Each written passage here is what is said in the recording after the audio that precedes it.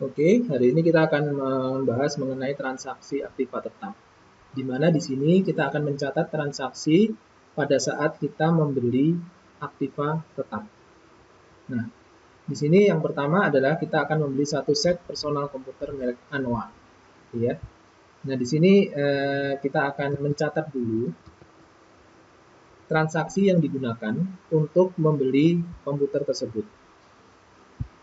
Seperti yang kita pelajari kemarin, transaksi tersebut bisa kita pilih menggunakan kas bank, karena yang kita beli ini bukan merupakan barang yang akan kita jual, tapi untuk keperluan perusahaan. Jadi kita mencatat transaksinya di sini, pembayaran. Terus kemudian kita pilih 5 Februari, ya. Ini kas US dollar ya, karena kita menggunakan kas US dollar.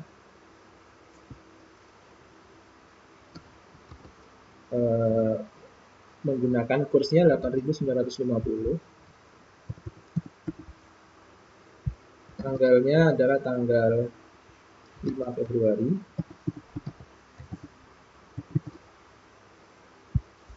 Terus kemudian di sini kita catatnya adalah dengan menggunakan akun transaksi aktiva tetap atau fixed asset transaction.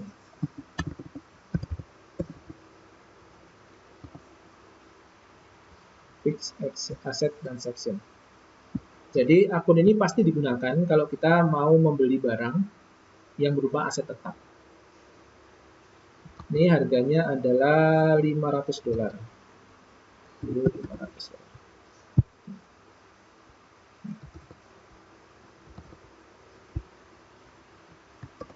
Membeli satu set PCI. Ini penerimanya boleh toko komputer, gitu ya, misalkan komputer. Oke, kalau sudah kita simpan. Jadi yang terlebih dahulu adalah kita mencatat dulu transaksinya. Setelah kita catat transaksinya, kita masukkan barang yang sudah kita beli ini, kita masukkan ke dalam aktiva tetap atau aset tetap. Jadi kita klik aset tetap ini, kita tambahkan asetnya. Nah, misalkan kita tambahkan tadi kan namanya personal komputer Anoa. Personal komputer Anoa. Tanggal beli tadi adalah 5 Februari 2004. Tanggal pakai itu juga kita buat sama. Oke. Nanti pada saat penghitungan penyusutan ya, jadi aset tetap ini itu adalah barang yang menyusut. Kecuali nanti ada namanya tanah. Tanah itu tidak menyusut. Tapi kalau yang lainnya biasanya menyusut, metodenya adalah garis lurus biasanya. Nah, penyusutan itu akan dihitung mulai dari tanggal pakai, bukan tanggal beli. Jadi, tanggal pakai itu adalah tanggal barang tersebut mulai disusutkan, istilahnya kalau dalam istilah akuntansinya. Bukan mulai tanggal belinya. Tanggal beli cuma untuk mencatat kapan dia dibeli. Tapi pada saat memakai dan dia disusutkan, itu dihitung mulai tanggal pakai. Terus metodenya adalah garis lurus, akun asetnya adalah peralatan ya atau equipment. Penyusutannya equipment juga. Bebannya juga equipment. Jadi kita pilih equipment semua.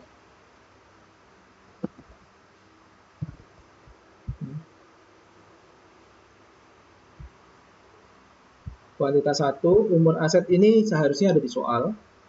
Tapi anggap aja misalkan kita kasih dia itu umurnya 5 tahun gitu ya. Anggap aja komputer umurnya 5 tahun. Nilai sisa itu maksudnya adalah seperti ini. Setiap barang yang kita susutkan setelah 5 tahun atau setelah umurnya itu berakhir, dia masih punya nilai sisa berapa. Nah, itu yang dimaksud dengan nilai sisa. Kalau misalnya kita anggap 0, ya kita kasih 0. Jadi setelah 5 tahun, maka barang tersebut sudah tidak ada nilainya. Itu kasih 0. Terus di sini harus kita masukkan kategori aset. Misalkan di sini kita masukkan equipment, gitu ya. Apakah ada? Kalau tidak ada, bisa kita tambah sebagai data baru. Jadi kategori itu bisa kita tambahkan sebagai data baru. Tapi kalau sudah ada, ya kita masukkan di kategori tersebut. Ini misalkan ada building, ada bangunan. Oh, di sini ada bangunan, kendaraan, peralatan, dan tanah. Jadi kalau sudah ada kategorinya bisa kita masukkan misalkan peralatan. Pajak ya, jadi ada pajaknya. Kategori pajak ini kita masukkan peralatan juga kalau ada.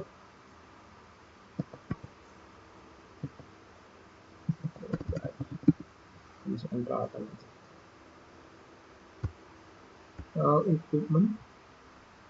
Oh nih, golongan 1, golongan 2. Kita masukkan aja golongan 2 ya. Kenapa kok golongan 2? Ya karena itu cuma perjanjian di awal aja. Jadi kalau golongan 2 itu dibedakan dengan golongan 1. Kalau golongan 1 itu misalkan aja yang agak besar. Misalkan kendaraan kita masukkan golongan 1. Kalau peralatan masukkan aja golongan 2. Ini adalah catatan tidak usah ya. Nah, yang penting adalah ini. Ini kita masukkan harganya di sini. Harga barang dari personal komputer tadi yang $500 itu kita masukkan di sini. Dan kita masukkan sebagai transaksi aktiva tetap atau fixed asset transaction.